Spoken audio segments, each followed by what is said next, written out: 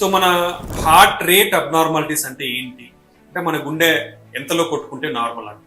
మన గుండె నిమిషానికి 60 నుంచి 100 సార్లు కొట్టుకుంటే నార్మల్. దానికంటే ఎక్కువ కొట్టుకుంటే టెకికార్డియా అంటాం, తక్కువ కొట్టుకుంటే బ్రెడికార్డియా అంటాం. సో మరి ఎంత ఎక్కువ కొట్టుకుంటే అబ్నార్మల్ అంటే కొంత మనం యాంగ్జైటీ స్ట్రెస్ లో ఉన్న ఎక్సర్సైజ్ చేసినా మన హార్ట్ రేట్ అనేది సాధారణంగా పెరుగుతుంది. అంటే 120, 130 వరకు, 140 వరకు కూడా పెరిగే అవకాశం ఉంటుంది. సడన్ గా 170, 180, 200 పోతే అది అబ్నార్మల్.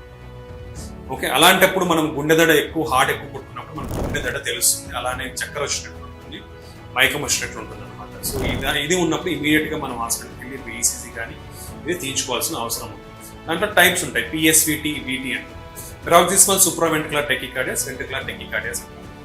ఇది ఇమీడియట్ గా కంటిన్యూస్ గా హార్ట్ రేట్ తగ్గకుండా ఉంటే హాస్పిటల్కి వెళ్ళాలి. హాస్పిటల్కి వెళ్ళిన తర్వాతనే ట్రీట్మెంట్ తీసుకుంటేనే ఇది తగ్గే అవకాశం ఉంటుంది. సో దానికి ఎలక్ట్రోఫిజియాలజిస్ట్ స్టడీ అనేది చేసి దానికి ఎక్కడి నుంచి వస్తుంది ఆ ప్రాబ్లం అనేది దాన్ని ట్రీట్ చేయడం జరుగుతుంది.